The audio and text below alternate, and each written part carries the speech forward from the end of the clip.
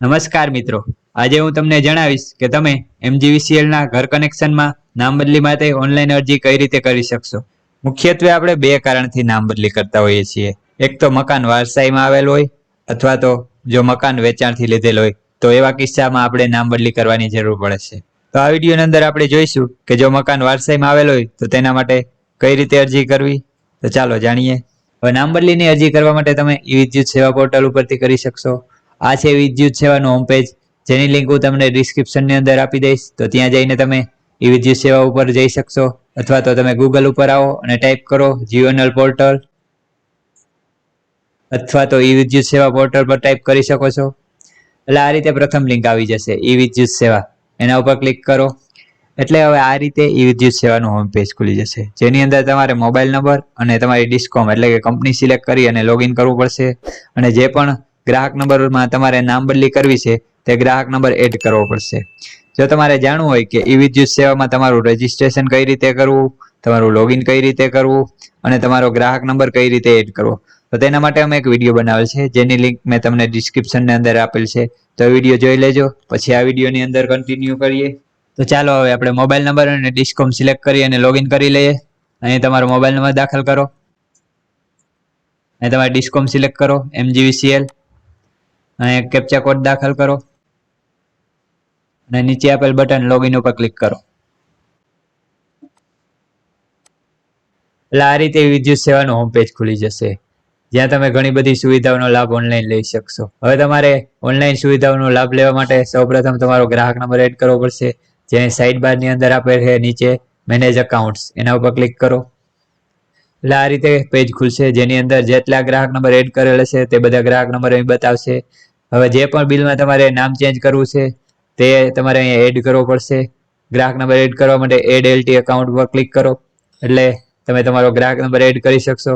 હવે તમારે જાણવું હોય કે ગ્રાહક નંબર કઈ રીતે એડ કરવો, તો તેના માટે અમે વિડીયો બનાવેલ છે વિદ્યુત સેવાનું રજીસ્ટ્રેશન કઈ રીતે કરવું. એ વિડીયોની અંદર પૂરેપૂરી માહિતી આપેલ છે કે તમારો ગ્રાહક નંબર કઈ રીતે એડ કરવો.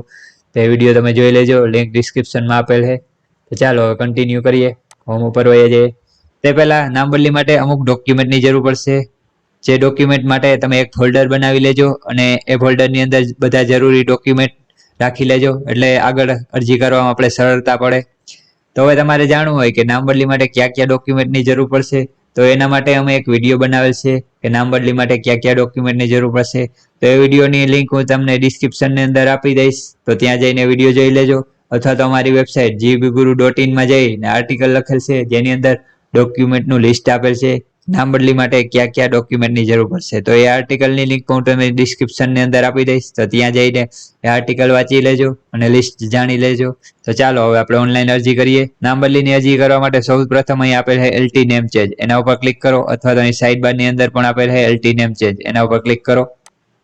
એટલે આ રીતે સ્ક્રીન આવશે, જ્યાં તમે જેટલા ગ્રાહક નંબર એડ કરેલા છે તે બધા ગ્રાહક નંબર અહીં ડ્રોપ ડાઉન લિસ્ટની અંદર બતાવશે, જેમાંથી તમારે જે પણ ગ્રાહક નંબરની અંદર નામ બદલી કરવી છે તે ગ્રાહક નંબર સિલેક્ટ કરો અને નીચે આપેલ બટન સબમિટ ઉપર ક્લિક કરો. એટલે આ રીતે હવે 4 સ્ટેપ આવશે: application detail, document upload, A1 form download અને ડિસ્ક્લેમર, એક્સેપ્શન અને પેમેન્ટ. એ 4 સ્ટેપ તમારે કમ્પ્લીટ કરવાના રહેશે એટલે તમારી અરજી થઈ જશે. તો ચાલો આપણે સ્ટેપ બાય સ્ટેપ જાણીએ કે કઈ રીતે અરજી કરવી. તો સૌ પ્રથમ છે એપ્લિકેશન ડિટેલ. આની અંદર તમને તમારા ગ્રાહક નંબર, જૂના ગ્રાહકનું નામ, લોડ વગેરે માહિતી બતાવશે. હવે નીચે આપેલ છે નેમ, એની અંદર તમારે નવા ગ્રાહકનું નામ દાખલ કરવાનું રહેશે, એટલે કે જે નામે તમારે કનેક્શન કરવું છે તે નામ દાખલ કરવાનું રહેશે. તો ચાલો આપણે નામ દાખલ કરી લઈએ આપણે, અને નામ હંમેશા કેપિટલ લેટરમાં દાખલ કરવું.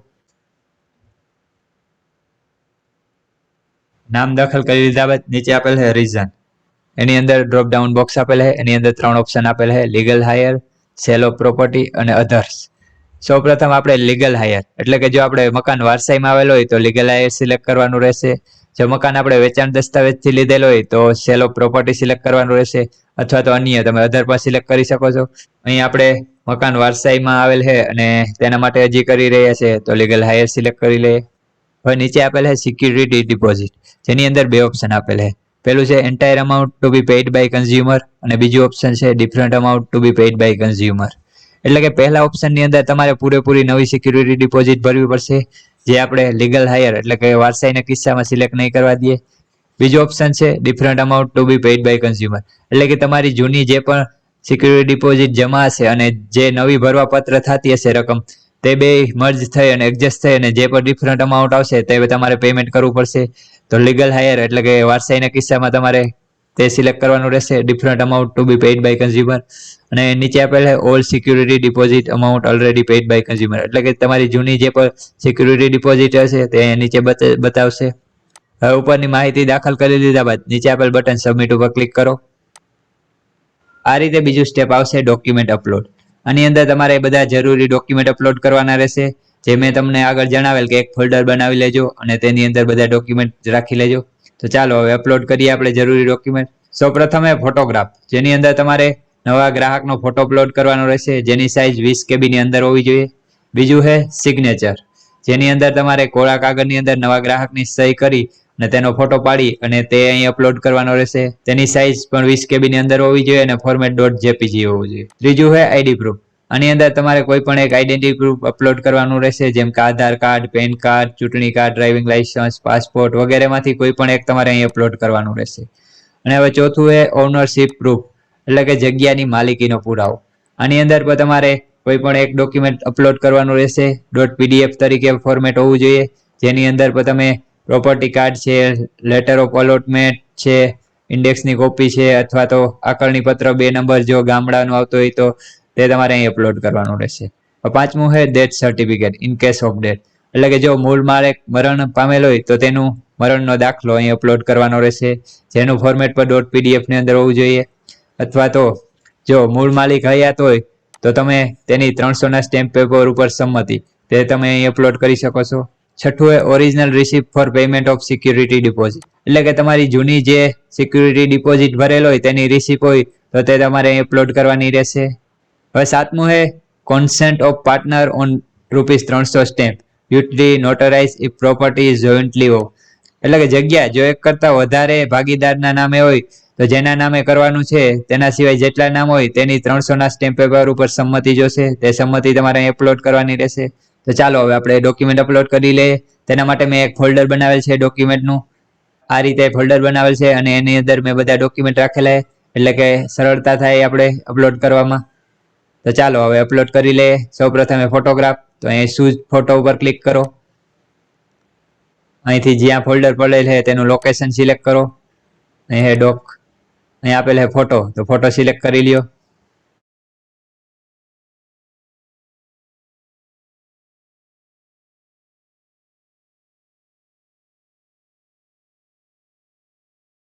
તો આ રીતે બધા ડોક્યુમેન્ટ અપલોડ કરી લીધા બાદ નીચે આપેલ બટન સબમિટ ઉપર ક્લિક કરો. હવે ત્રીજું સ્ટેપ છે A1 ફોર્મ ડાઉનલોડ. અહીં બતાવશે કે તમારે કેટલું પેમેન્ટ કરવાનું રહેશે નામ ટ્રાન્સફર ચાર્જમાં છે તે અહીં બતાવશે, જે તમે પે નાવ બટન ઉપર ક્લિક કરીને તમારું પેમેન્ટ કરી શકશો. એ પહેલાં અહીં નીચે આપેલ છે તમારો એપ્લિકેશન નંબર, તે એપ્લિકેશન નંબર નોંધી લેજો, જે તમને આગળ તમારો એપ્લિકેશનનું સ્ટેટસ ચેક કરવા માટે ઉપયોગી થશે. અને નીચે આપેલ છે view your application A1 form, એના ઉપર ક્લિક કરો એટલે તમારું A1 ફોર્મ ડાઉનલોડ થઈ જશે. તો ચાલો એના ઉપર ક્લિક કરી લઈએ.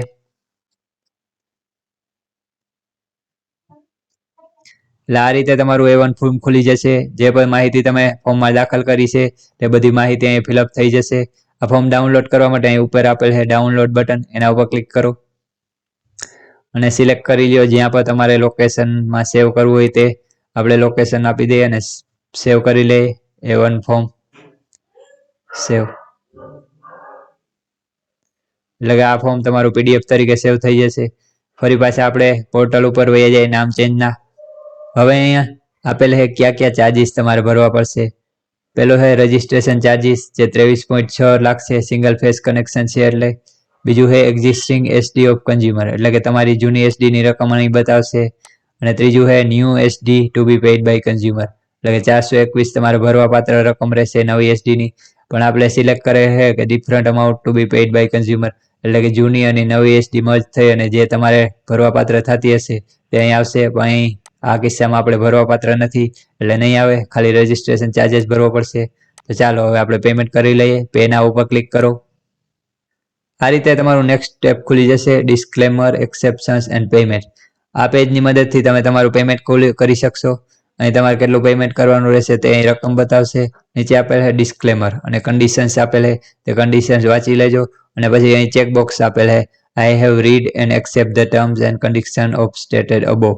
એ ચેકબોક્સ ઉપર ચેક કરો અને નીચે આપેલ બટન સબમિટ ઉપર ક્લિક કરો.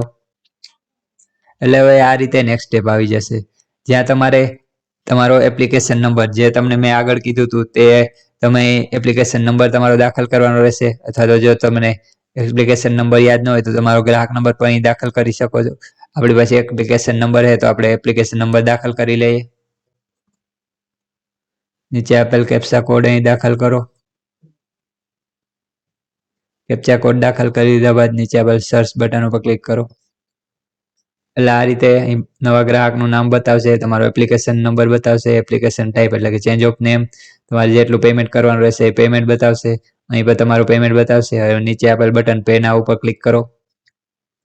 એટલે આ રીતે મેસેજ આવશે, please do not refresh or go back to previous page. એના પર ઓકે ઉપર બટન ઉપર ક્લિક આપો. એટલે આ રીતે ડિસ્ક્લેમર આવશે, તેની અંદર કન્ટિન્યુ બટન છે, કન્ટિન્યુ બટન ઉપર ક્લિક કરો.